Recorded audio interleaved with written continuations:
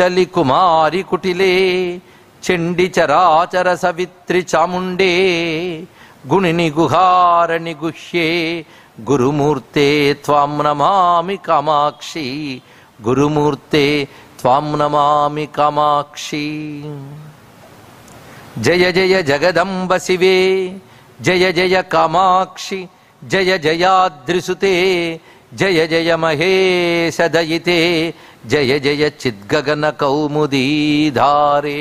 యోగ ముద్రావ్యాజేన దేహినాం శుచ్యర్థం బ్రహ్మజీవైక్యం దర్శయన్నోవతాత్ శివః. గురవే సర్వలోకానాం భిషజే భవరోగిణాం నిధే సర్వవిద్యానాం దక్షిణామూర్తయే నమః. ఓం నమ ప్రణవార్థాయ శుద్ధ జ్ఞానైకమూర్తయే నిర్మలాయ ప్రశాంతాయ దక్షిణామూర్తయే నమః. ఆ బ్రహ్మజ్ఞానముల యొక్క స్వరూప శ్లోకాలు వింటేనే తెలిసిపోతుంది. అందుకే దక్షిణామూర్తి ఎందుకు వచ్చాడంటే బ్రహ్మ విద్యను బోధించి ముక్తినివ్వడానికి వచ్చాడు. ఎవరికి? బ్రహ్మవాదులైన మునులకు బ్రహ్మ విద్యను ఇవ్వడానికి వచ్చాడు. బ్రహ్మ విద్య ఇవ్వడానికి ఆవిర్భవించిన బ్రహ్మమైన దక్షిణామూర్తి ఇచ్చిన విద్య అంటే ఏ విద్య అవుతుంది? బ్రహ్మ విద్య అవుతుంది. మరి ఆయన ఇచ్చిన తంత్రం శ్రీ విద్య అయితే దక్షిణామూర్తి ఇస్తే బ్రహ్మ విద్య ఇస్తాడు. ఆయన ఇచ్చిన తంత్రం ఏం కావాలి? బ్రహ్మ విద్య కావాలి. అంటే స్వతంత్రమైన అమ్మ తంత్రం శివుడు దక్షిణామూర్తి రూపంలో ఇచ్చాడు. ఇది మీరు లలితాశాస్త్రం చదువుతున్నారమ్మా. స్వతంత్ర చెప్పండి. స్వతంత్ర సర్వతంత్రేసి దక్షిణామూర్తి రూపిణి. అందుకే ఆయన చెప్పిన బ్రహ్మ విద్యను శ్రీ విద్యను ఉపాసించిన వాళ్ళు ఎవరు అంటే సనకాది సమారాధ్య. సనకాదులు ఆరాధిస్తున్నారు అమ్మవారిని. సనక సనందనాదులు నివృత్తి మార్గగాములు. మర్చిపోవద్దు. ప్రవృత్తి అంటే సంసారమును సంసార సుఖాల్లో ప్రవర్తించిన ప్రవృత్తి మార్గం. ఈ సంసారం తృణప్రాయంగా త్యజించి బ్రహ్మ విచారంలో మునిగిపోతూ బ్రహ్మముతో తాదాత్మ్యం చెందిన వారు నివృత్తి మార్గగాములు. సనక సనందనాదులు నివృత్తి మార్గగాములు. మరి సనకాది సమారాధ్య అమ్మవారైతే ప్రవృత్తి మార్గ ఫలమా నివృత్తి మార్గ ఫలమా? ఆవిడ నివృత్తి మార్గ ఫలాన్ని ఇస్తోంది కనుకనే సనకాది సమారాధ్య. నివృత్తి మార్గానికి కావలసిన జ్ఞానం ఏంటి? శివజ్ఞానం. శివజ్ఞానం, విష్ణుజ్ఞానం, బ్రహ్మజ్ఞానం మూడు లేదు. మూడు కలిపి ఒకటే జ్ఞానం, పరబ్రహ్మజ్ఞానం. ఆ పరబ్రహ్మ జ్ఞానం ఇస్తుంది అమ్మవారి ఉపాసన. అందుకే సనకాది సమారాధ్య శివజ్ఞాన ప్రదాయని స్వతంత్ర సర్వతంత్రేసి దక్షిణామూర్తి రూపిణి. దక్షిణామూర్తి రూపిణి అమ్మవారే దక్షిణామూర్తి రూపం అంటే అదేంటండి? అక్కడేమో లలితా శాస్త్రంలో అమ్మవారిని దక్షిణామూర్తి రూపం అంటున్నారు, మీరేమో దక్షిణామూర్తి శివుడి రూపం అంటున్నారు. ఎందుకంటే ఆవిడ నిర్బంధిస్తేనే కదా ఆయన ఇచ్చాడు, కనుక ఆవిడిచ్చినట్లే. ఇద్దరు కలిసి ఇచ్చారని అర్థం. ఇక్కడ ఆవిడ చెప్పకపోతే ఆయన చేయడు, ఆయన చేయకపోతే మన దాకా రానివ్వదు ఆవిడ. అదొకటి. ఎంత పతివ్రతం! ఎంత పతివ్రత అంటే హఠం పట్టి మరి ఆయన చేయించగలదు. అంత పతివ్రత అంటే ఆవిడ చేయించింది. అలా వచ్చిందమ్మా నీ విద్య అంటూ అమ్మవారిని ఆరాధించే లలితా విద్య ఏదైతుందో అది ఎంత ఉత్కృష్టమో తెలియజేశారు. 64 తంత్రముల కంటే ఉత్కృష్టమైనది, ప్రత్యేకమైనది అమ్మవారి యొక్క తంత్రము. చతుషష్ఠ్యా తంత్రై సకలమతి సంధాయ భువనం స్థిత తత్తత్ సిద్ధి ప్రసవ పరతంత్రై పశుపతి పునః. అవన్నీ ఏర్పరిచిన తర్వాత మళ్ళీ త్వన్నిర్బంధాత్, నీ నిర్బంధం వల్ల ఎలాంటి విద్యనిచ్చారంటే అఖిల పురుషార్థైక ఘటన. ధర్మం అనే పురుషార్థం కోసం కొన్ని విద్యలు, అర్థకామాల కోసం కొన్ని విద్యలు, మోక్షం కోసం కొన్ని విద్యలు, 4 పురుషార్థాల కోసం రకరకాల విద్యలు ఉన్నాయి. కానీ 4 పురుషార్థాలు ఇవ్వగలిగిన ఒక్క విద్య ఇమ్మని నువ్వు అడగడం చేత నీ తంత్రాన్ని భూమి మీదకి అవతరింపజేశాడు. కనుక శ్రీ విద్యా తంత్రము సకల పురుషార్థ ఏక ఘటన. అన్ని పురుషార్థములు ఇవ్వగలిగే ఒక విద్య అది. అందుకు సకల అఖిల పురుషార్థైక ఘటన స్వతంత్రం తే తంత్రం క్షితితలమవాతీతరదిదం. అందుకే అమ్మవారి స్వరూపం, ఆ దివ్యమంగళ విగ్రహం మనకు కావలసినవన్నీ కలిగి ఉంటుంది. అమ్మవారి మంత్రమే అమ్మ స్వరూపం అని చెప్పుకున్నాం కదా. అమ్మ మంత్రంలో 3 భాగాలు ఉంటాయి. మంత్రం ఏంటో చెప్తారా, రాసుకుంటామంటే నేను చెప్పను, మీరు రాసుకోకూడదు. అది గురుముఖత ఉపదేశం పొందవలసినదే. కానీ స్వరూపం మనం తెలుసుకోవడానికి అమ్మవారి మంత్రం ప్రధానంగా 15 అక్షరాలు. పంచదశి మంత్రం అంటారు ఇక్కడ. అది 3 భాగములతో ఉంటుంది. అంటే 3 ముక్కలు కాదు, ఒకదానిలో 3 భాగములు. 3 భాగముల్లో మొదటి భాగం పేరు వాగ్భవ కూటం, రెండవ భాగం కామరాజు కూటం, మూడవ భాగం శక్తి కూటం. ఈ 3 కూటములు కలిపి అమ్మవారు. ఈ 3 కూటములు ఇచ్చేదేంటో మనం తెలుసుకుందాం. వాగ్భవ కూటం అంటే తెలివి. ముందు కావలసిన తెలివేనండి. తెలివి దేనికి కావాలి? మోక్షానికి పెద్ద కబుర్లొద్దు, బ్రతకడానికి కూడా తెలివి కావాలి. అందుకే విద్యలు అనేక రకాలు ఉన్నాయి. అన్ని విద్యల్లో మనం ఆరితేరితేనే జీవితంలో రాణించగలం. అమ్మవారు ఎంత గొప్ప తల్లి అంటే భౌతికంగా కూడా మీరు గొప్పవారు కావాలయ్యా, మోక్షం కూడా పొందాలయ్యా, ఇది రెండు చెప్తుంది ఆవిడ. అది గొప్పతనం అండి. అందుకే అమ్మవారి భక్తుల్లో చాలామంది వైరాగ్య సంపన్నులైన వాళ్ళకి అఖండ ఐశ్వర్యములు ఇస్తుంది అమ్మవారు. ఎందుకంటే అటువంటి వైరాగ్య సంపన్నుడు అయిన వాడికి వచ్చే ఐశ్వర్యం వాడు సద్వినియోగపరుస్తాడు, లోకక్షేమానికి వినియోగిస్తాడు. వాడికి విద్య ఎందుకు ఇస్తుందంటే వాడి విద్యతో వాడు బాగుపడమే కాదు ఎందరినో బాగు చేస్తాడు, అందుకు విద్య ఇస్తుంది. వాడికి సమస్తమైన సంపదలిస్తుంది, కుటుంబ సంపదలిస్తుంది, ఆర్థిక సంపదలిస్తుంది, తద్వారా ఎందరినో తరింపజేస్తాడు. విద్యారణ్య స్వామి వారు భువనేశ్వరి దేవిని ఆరాధన చేస్తే కనకవృష్టి కురిపిస్తానన్నది ఆ తల్లి. వెంటనే కురిపించమ్మా, నా సమస్తమైన కొన్ని జన్మలు అనుభవించాల్సిన దరిద్రాన్ని కూడా నువ్వు ఉపాసన వల్ల తొలగించుకోగలిగాను, ప్రారంధాన్ని నువ్వు సంపద కురిపించు, దాని ద్వారా సనాతన ధర్మం రక్షింపబడే ఒక మహాసామ్రాజ్యం ఏర్పడాలి అంటే అమ్మవారు కనకవృష్టి కురిపించారు. ఆ ధనంతో విద్యానగర సామ్రాజ్యం ఏర్పడి కొన్ని వందల సంవత్సరాలు సనాతన ధర్మాన్ని రక్షించిందండి. ఇక్కడ మరువరాదు. సమర్థ రామదాసు కూడా అలాగే సంచరించి తాను బైరాగ్గా తిరుగుతూ సంపదను కురిపించాడు. ఛత్రపతి శివాజీని హనుమత్శక్తి ద్వారా ధర్మరక్షణకి రాజుగా చేశాడు. అంటే తాము వైరాగ్యవంతులైన ఉపాసనా బలంతో సంపాదించినటువంటి అర్థకామాలను ఎలా వినియోగించారో చూడండి. ఇక శంకర భగవత్పాలు వారా వైరాగ్యవంతులు అంటారేమో, చిన్నప్పుడు శ్రీ విద్యాగర్భితమైనటువంటి స్తోత్రాలు చదివి ఒక పేదరాలి ఇంట కనకవృష్టి కురిపించిన మహానుభావుడు, మర్చిపోవద్దు ఇక్కడ. అందుకే అమ్మవారు తన భక్తులకు అన్నీ ఇస్తుంది, తెలివితేటలు ఇచ్చేస్తుంది. ఆ తెలివితేటలతో వాళ్ళు ఉన్న వాటిని లోక కళ్యాణానికి వాడతారు, వైరాగ్యంతో ఉంటారు, అంతర్ముఖులే అమ్మవారిని పొందుతారు. ఎంత బాగుందండి! ఇలాంటి విద్యకి విద్య అని పేరు పెట్టారు ఇక్కడ. అదృష్టవశాత్తు భారతీయ సనాతన ధర్మ విద్యలు అన్నిటికీ సులక్షణం ఉందండి ఇక్కడ. అందుకే విద్య అనగా సనాతన ధర్మం మాత్రమే. కనుక మీ పిల్లల చేత ఏ చదువు చదివించండి, సనాతన ధర్మపు చదువు మాన్పించకండి, అది నేర్పండి, నేర్పించండి, అప్పుడే పిల్లలు బాగుపడతారు అని ఆనాడు స్వామి వివేకానంద చెప్పాడు. తర్వాత స్వతంత్రం వచ్చాక ఒక్కడ మాట పట్టించుకోలేదు. అందుకే మన దేశం, మన చరిత్ర, మన ధర్మం మనం చదవకుండా, తెలుసుకోకుండా దాని విరుద్ధమైన విద్యలే చదివి పతనమైపోయాం, అందులో సందేహం లేదు.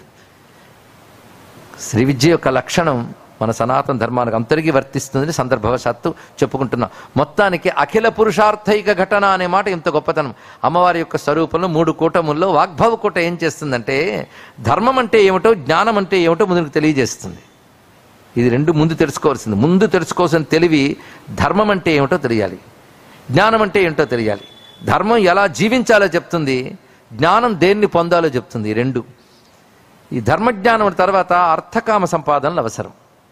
అర్థకామ సంపాదనల ద్వారా నీ గృహస్థాది ధర్మములను చక్కగా నిర్వర్తిస్తావు. ఆశ్రమ ధర్మాలు చక్కగా నిర్వహించడానికి అర్థకామములు కావాలి. అర్థకామములు లేకపోతే ఆశ్రమ ధర్మాలు నిర్వహింపబడవు. అది లేకపోతే నీకు రుణ విముక్తి లేదు. పితృరుణము, దేవరుణము, ఋషి రుణము తీర్చుకోవాలంటే అర్థకామలు సంపాదిస్తూ నువ్వు బ్రహ్మచర్య, గార్హస్థ్యాది ఆశ్రమాలు నిర్వర్తించాలి. దానికి అర్థకామములు కావాలి. ఇక్కడ అర్థకామాలు కావాలి, కానీ ఫస్ట్ ప్లేస్మెంట్ దానికి కాదు, ధర్మానికి ఫస్ట్ ప్లేస్మెంట్. అందుకే వాగ్భవ కూటానికి మొదటి స్థానం. దాని తర్వాత అర్థకామాలు రెండూ తీర్చేటటువంటి దాన్ని కామరాజు కూటం అంటారు. కనుక అమ్మవారి వాగ్భవ కూటం యొక్క ధ్యానం వల్ల, అంటే మొదటి మంత్రంలో మొదటి భాగం వల్ల మనకి ధర్మం అంటే ఏమిటో, జ్ఞానం అంటే ఏమిటో, అలాగే అర్థకామములు ధర్మబద్ధంగా సంపాదించే విద్యలు ఏమిటో ఇచ్చేస్తుంది. అది ఇచ్చిన తర్వాత మీకు అర్థకామాలు ఇస్తున్నది. ఈ అర్థకామ సంపాదన చేసిన తర్వాత క్రమంగా వైరాగ్యము, వివేకము ఏర్పడి జ్ఞానం వచ్చి మోక్షం, మోక్ష పురుషార్థం కావాలి. కనుక తర్వాత కూటము శక్తి కూటం, శక్తి కూటం ముక్తినిస్తున్నది. కనుక మనకు కావలసినవన్నీ ఈ 3 కూటాల్లో ఉన్నాయా లేదా చెప్పండి. ఇక్కడ మొదటి కూటములో ధర్మ ప్రధానం, విద్యా ప్రధానం. రెండవ కూటములో అర్థకామములు, మూడవ కూటములో మోక్షం. అందుకోసం అమ్మవారు ఈ 4 మనకి ఇవ్వడం కోసం శివుని శక్తి ఒక రూపం ధరించిందండి. రూపం ధరించినప్పుడు మొదటి కూటం ముఖమైంది, తర్వాత కూటము కంఠం నుంచి కటి వరకు వచ్చినది, మూడవ కూటం కటి నుంచి పాదం వరకు ఉన్నది. అమ్మ శరీరం మంత్ర శరీరం. నిజానికి ఏ రూపం లేని తల్లి రూపం స్వీకరించినప్పుడు తన మంత్రశక్తితోనే రూపం తీసుకుంది. కనుక మన మంత్రం తెలియకపోయినా అమ్మని అర్థం చేసుకోండి. ముఖమంతా వాగ్భవ కూటం, కంఠం నుంచి కటి వరకు కామరాజు కూటం, కటి నుంచి పాదం వరకు శక్తి కూటం. మీరు చదువుతున్నారన్నమాట. శ్రీమద్వాగ్భవ కూటైక స్వరూప ముఖ పంకజ కంఠాద కటిపర్యంత మధ్యకూట స్వరూపిణి శక్తి కూటైకతాపన్న కట్యధో భాగధారిణి మూలమంత్రాత్మిక మూలకూటత్రయ కళేబర. మూలమంత్రమే రూపం. ఆ మూలమంత్రంలో ఉన్న 3 భాగములు శరీర అవయవములుగా ఉన్నాయి. అంటే మన అమ్మ శరీర వర్ణన చేస్తారు. ఈ వర్ణన వాగ్భవకూట, కామరాజుకూట, శక్తికూటముల మంత్రశక్తుల్ని మనతో అనుసంధానించడం కానీ ఒక శరీరాన్ని వర్ణించడం కాదు అని తెలుసుకోవాలి.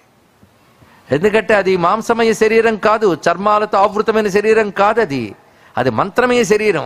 కానీ శరీర అవయవాన్ని నువ్వు వర్ణిస్తున్నావు, ధ్యానిస్తున్నావు అంటే అర్థం ఆ మంత్రాన్ని అనుసంధానం చేస్తున్నా, శక్తిని పొందుతున్నామని అర్థం.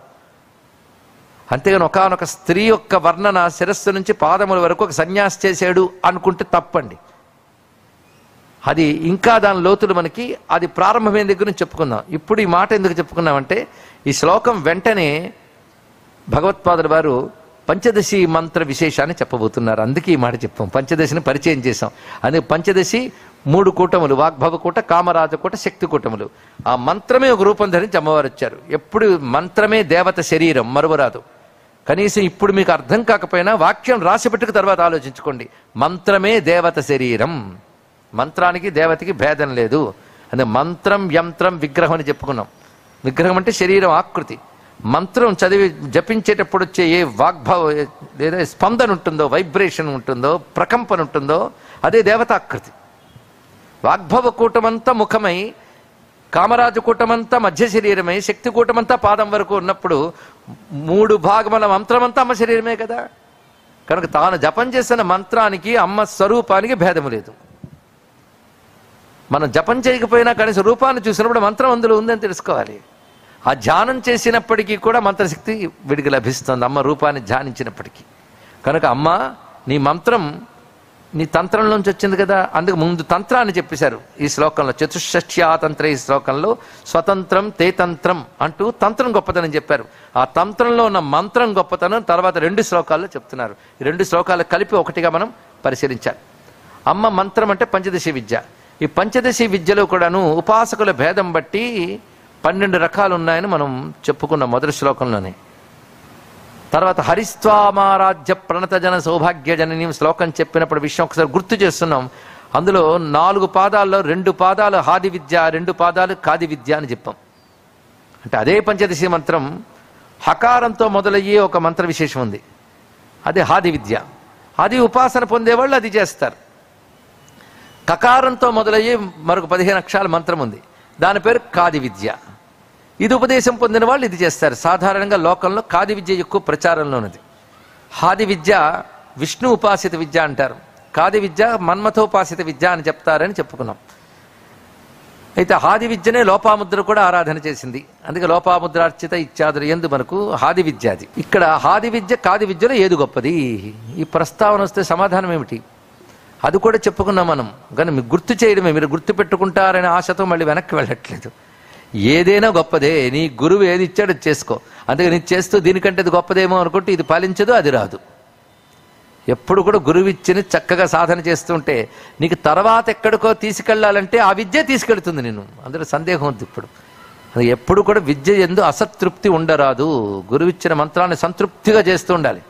ఇది పూర్ణం చేయకుండానే అది ఇస్తే బాగుండు, అది ఇస్తే బాగుండని. అమ్మ తినడానికి ఇవ్వరా అంటే ఇది ఇస్తుంది, ఇస్తే అది తినకుండా చేతిలో పట్టుకుని అది కూడా ఇవ్వమ్మా, అది కూడా ఇవ్వమ్మా అంటే ముందు చేతుల్లో ఖాళీ కానీ తర్వాత చూస్తాం. అప్పుడు కూడా కడుపు నిండకపోతే ఇస్తుంది, దాంతో కడుపు నింపితే నువ్వే అడగవు. కానీ తినకుండా కూర్చుని మరొకటి అడిగితే అన్ని వస్తువులు చేతితో పట్టుకోవడం అవుతుంది, తినడం అవుతుంది. తెలుసుకోండి ఇక్కడ. అందుకు గురువు ఇచ్చింది కూడా అలా శ్రద్ధగా చేస్తుంటే తర్వాత స్టేజ్ అనేది అదే తీసుకెళ్ళిపోతుంది. కానీ తర్వాత స్టేజ్గా దేనికదే హాది విద్య గొప్పదే, కాది విద్య గొప్పదే. ఎందుకంటే అందరూ మహానుభావులే. కానీ ఇందులో భగవత్పాదుల వారు అక్కడ ఒకే శ్లోకంలో 2 భాగాల్లో చూపించారు. ఇప్పుడు దాన్ని 2 శ్లోకాల్లో చూపిస్తున్నారు ఇక్కడ. కానీ ఒక్క రహస్యం గుర్తుపెట్టుకోవాలి, మంత్రం ఎప్పుడూ కూడా కావ్యంగా రాయిరాదు, పాటలుగా పాడకూడదు. ఒక ఆయన అన్నారు, గాయత్రి మంత్రం వాళ్ళు మోహన్ రాగంలో ట్యూన్ చేశారండి, నేను కళ్యాణ్ రాగంలో చేశానండి, ఏమంటారని. ఇద్దరూ పాపాత్ములే అంటానండి అన్నాను. మంత్రాలు ట్యూన్లు చేసి పాడకూడదు. పాడుకోవడానికి పాటలు చాలా. త్యాగరాజు 24,000 కీర్తనలు రాసేట, నీకు 100 దొరుకుతున్నాయి. అన్నమయ్య 32,000 రాశాడు, హాయిగా పాడుకో. ఆఖరికి మంత్రాల మీద పడకూడదు. మంత్రం అంటేనే మననాత్రాయితీ ఇది మంత్రం, మననం చేసుకోవాలి తప్ప గానం చేయకూడదు. మరి గాయత్రి గానం చేస్తారంటారంటే గానం అంటే అర్థం మ్యూజిక్ పెట్టి పట్టుకుని స్వరాలు కల్పన చేసిన కాదు, ఆనందంతో అంతర్ముఖుడివై మననం చేస్తూ ఉంటే అదే గానం. వేదములందు చెప్పబడే గాతారంత్రాయతే అనే అర్థానికి అక్కడ తీసుకోవాలి, అంతేగాని పాటలు పాడకూడదు. ఈ మధ్య మృత్యుంజయ మంత్రాలకు ట్యూన్లు, కారు బ్యాక్ చేసేటప్పుడు సౌండ్లు, ఇంట్లో కాలింగ్ బెల్లు, రింగ్ టోన్లు, ఇవన్నీ కూడా మంత్ర మర్యాదల్ని పాడు చేయడం. అందుకే అన్నీ ఉన్నాయి. ఎందుకని దేశంలో ఉందంటే శాస్త్రీయం వల్ల, ఇంకేం కాదు. ఇక్కడ ఇది తెలుసుకోవాలి. మంత్రాలు ఎవరు పాడరు, మంత్రం జపించాలి. అందుకే మీరు పెద్దలు ఎవరైనా గమనించండి, ప్రాచీనంలో ఇప్పుడైతే పాటల్లో కూడా బీజాక్షరాలు పాటల్లో పెట్టేసి ఇవి చాలా వచ్చేస్తున్నాయి. చాలా తప్పు, మనము వినేస్తున్నాం. పైగా ఓపెన్గా చెప్పేస్తుంటారు కొంతమంది. మర్యాదలు లేవండి, చాలా బాధాకరమైనవి. ఇవి ప్రమాదం అమ్మా. మరి ఎవరు అమ్మవారు కదండి అంటే అమ్మవారు అయితే నామం చేసుకో, మంత్రం దాకా వెళ్ళడం ఎందుకు? భక్తి ప్రధానమైతే మంత్రం పట్టుకోక్కర్లేదు, నామంతో భక్తిగా ప్రేమగా అనుకుంటే చాలు. భక్తి మనస్సుకు సంబంధించింది, మంత్రానికి సంబంధించింది కాదు. కనుక మంత్రాల మీద మోహం అక్కర్లేదు.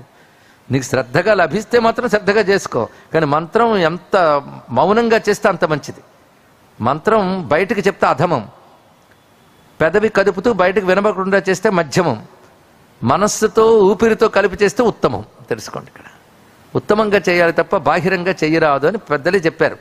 అందుకే మంత్రం గురించి మనం పరిచయం చేసినప్పుడు కూడాను చాలా చమత్కారంగా పరిచయం చేస్తారండి పెద్దలు.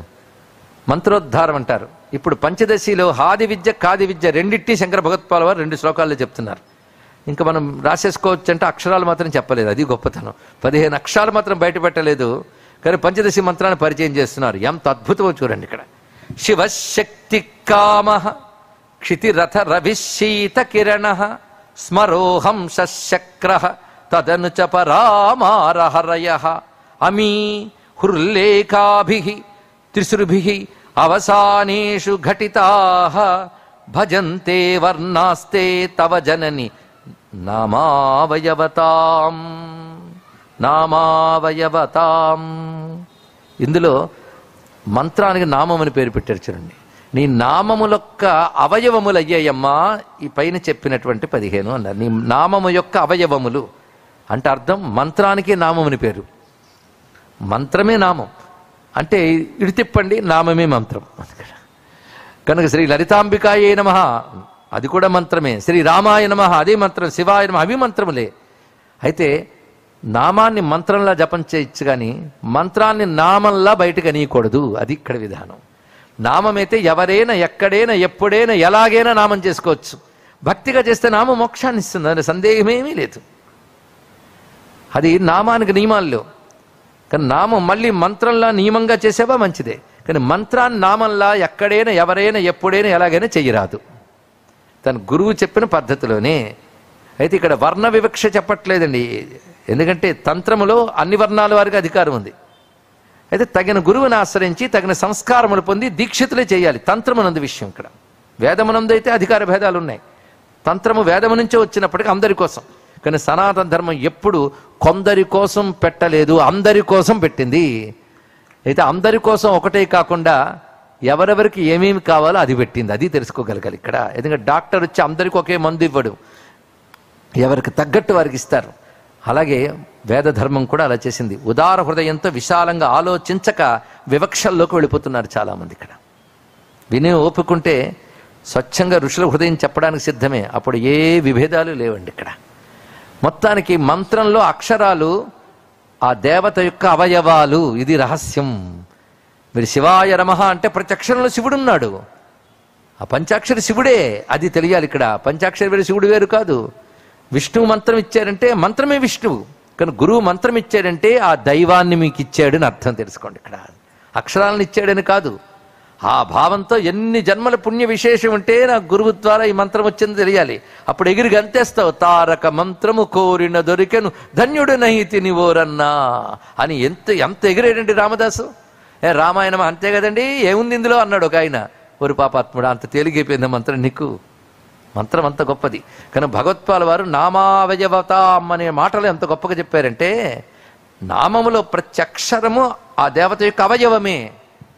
కనుక ఇందులో చెప్పబడ్డ పంచదశి మంత్రము అమ్మవారి యొక్క నామము, ప్రతి అక్షరము అందులో అవయవము. ఆ అక్షరాలు ఏమిటి మొదలుపెట్టాడు. శివ, శక్తి, కామ అంటే శివుని తెలియజేసే అక్షరం, శక్తిని తెలియజేసే అక్షరం, కాముని తెలియజేసే అక్షరం, భూమిని తెలియజేసే అక్షరం, సూర్యుని తెలియజేసే అక్షరం, చంద్రుని తెలియజేసే అక్షరం, మళ్ళీ కాముని తెలియజేసే అక్షరం, హంస, శక్ర ఇంద్రుని తెలియజేసే అక్షరం, సూర్యుని తెలియజేసే అక్షరం అంటూ క్రమం చూపించారు. అంటే ఏమిటంటే ఆయన చెప్పకపోయినప్పుడు నేను ఎందుకు చెప్తాను, నేను చెప్పను. చెప్పకూడదని ఆయన చెప్తే నేను ఎందుకు చెప్తా. అయితే ఒక సూచన చేసే వాళ్ళ కోసం కొంచెం ఒకటి రెండైనా చెప్తాను, మొత్తం కాదు. శివ అంటే హకారం, శక్తి అంటే సకారం, హకారంతో ప్రారంభమయ్యే మంత్రం అంతా అందరూ చెప్పారు ఆది విద్య. దానికి 15 వీటిలో 3 భాగములు చేసి ఒక్కొక్క భాగం చివర హృల్లేఖాభి, హృల్లేఖ కలిపి అదొక బీజాక్షరం. బీజాక్షరం కూడా శ్లోకాల్లో చెప్పకూడదు. అందుకే నేను సభలో చెప్పేటప్పుడు తెలుసుకోవడానికి చెప్పాను కానీ ఉపదేశరహితంగా చెయ్యవద్దు. ఒకవేళ ఇప్పటికీ ఉపదేశం పొందిన వాళ్ళు ఉంటే మహానుభావులు ఆనందంగా చేసుకోండి, తప్పేం లేదు. ఇక్కడ ఉపదేశం లేని వాళ్ళు అయ్యో మాకు లేదే అని బాధపడకండి, ఆ శ్లోకం చదివి ఆనందించండి చాలు. ఇక్కడ హృల్లేఖ అంటే హ్రీంకారం, మరొకటి కాదు. ఇక్కడ ఇప్పుడు చెప్పినటువంటి వాటిలో ఒక్కొక్క భాగానికి హ్రీంకారాన్ని జత చేస్తే తిస్రుభి 3 హ్రీంకారములతో అవసానేషు 3 కూటముల చివరల్లో హ్రీంకారాన్ని కలపడం వల్ల నీ మంత్రం ఏర్పడుతుందమ్మా 15 మంత్రాలు అన్నారు. ఎంత చక్కగా మంత్రాన్ని ఆవిష్కరించారండి. అంటే పంచదశి మంత్రం ఉన్నవాళ్ళు భగవత్పాదులు వారు చెప్పిన చమత్కారానికి సంతోషిస్తారు. ఇక్కడ అయితే ఇంత చేసి ఆది విద్య చెప్పారు. ప్రతి భాగానికి హృల్లేఖలు 3 పెట్టి మొత్తం నీ అవయవాలతో ఉన్న నామాన్ని అనగా మంత్రాన్ని ఇచ్చాడు. ఎవరు? శివుడు. తర్వాత శ్లోకంలో స్మరం యోనిం లక్ష్మీం త్రితయమిదమాదౌ తవ మనోహో సదాయైకే నిత్యే నిరవధి మహాభోగరసికా భజంతి త్వాం చింతామణి గుణ నిబద్ధక్షవలయా శివాగ్నౌ జుహ్వంతః సురభిఘృత ధారాహుత శతై లేదా ధారాహుతి శతై. ఇందులో మీరు గమనించితే మొదట ఆది విద్య 4 పాదాల్లో తెలియజేశారు. కాది విద్యను ఇందులో 2 పాదాల్లోనే మొదటి పాదంలోనే పూర్తి చేశారు. అంటే కాతో మొదలవుతుంది. స్మరం యోనిం అంటే స్మరుడు, మన్మధుడిని తెలియజేసేది కకారం. యోనంటే సృష్టి కారణం అని అర్థం. ఈ శబ్దానికి ఎక్కడ పదానికి ఏ అర్థం తీసుకోవాలో తెలియదు, అంతేగాని అవయవాలను తెలియజేసే పదం కాదది. యోని అంటే సృష్టి కారణం. తాసాం బ్రహ్మ మహద్యోని అహం బీజప్రదపిత అంటాడు భగవానుడి గీతలో. యోనిం అధిష్ఠత్యేక అని ఉపనిషత్తు. అంటే దీనికి కారణం అన్నారు, జగత్ కారణం అని అర్థము, పదానికి అర్థం అది. ఇక్కడ అదే మొదట చెప్పినటువంటిది స్మరం అంటే మన్మధుడిని తెలియజేసే శబ్దం కకారం. యోని అంటే జగత్కారణం తెలిసేది ఏ అంతే, అంతకు మించి నేను చెప్పట్లేదు. దీనితో మొదలయ్యే విద్య. పైన విద్యలో కొన్ని అక్షరాల తర్వాత ఈ అక్షరాలుగానే కాది విద్య అవుతుందండి. స్వామి బోధానంద గోసేవ ఆశ్రమం సైథాపూర్. జ్యోతిష్యం, వాస్తు శాస్త్రం మన పూర్వీకులు మనకిచ్చిన వరం. దుర్గాదేవి, కాలభైరవ ఉపాసనతో వాక్సిద్ధి పొందిన శ్రీ శ్రీ బోధానందగిరి స్వామివారు మీకు ఎలాంటి సమస్యలున్నా, వాటిలో ముఖ్యంగా ధన నష్టం, ఆరోగ్య నష్టం, భార్యాభర్తల మధ్య గొడవలు, ప్రేమించుకున్న వారు దూరం అవడం, ఎన్ని సంబంధాలు వచ్చినా పెళ్లి ముడి పడకపోవడం, రోడ్డు ప్రమాదాలు, అప్పుల బాధలు, వ్యవసాయంలో నష్టాలు, పెద్దల మాట పిల్లలు వినకపోవడం, ఆరోగ్య శాంతి, గృహశాంతి, మనశ్శాంతి లేకపోవడం, ఇలాంటి సమస్యలు ఉన్నట్లయితే ఒక్కసారి స్వామీజీని కలవండి. మీ సమస్యలకు తగిన పరిష్కారాన్ని పొందండి. అంతేకాక అన్ని రకాల వ్యాధులకు గోపంచకవ్య మరియు మూలికా వైద్యం చేయబడును. నమ్మకంతో రండి, ఆయురారోగ్యాలతో వర్ధిల్లండి. మా అడ్రస్ స్వామి బోధానంద గోసేవ ఆశ్రమం సైథాపూర్, వీరభద్రస్వామి గుడి దగ్గర, యాదగిరిగుట్ట. సంప్రదించవలసిన నెంబర్ 9849213754 మరియు 9618034138.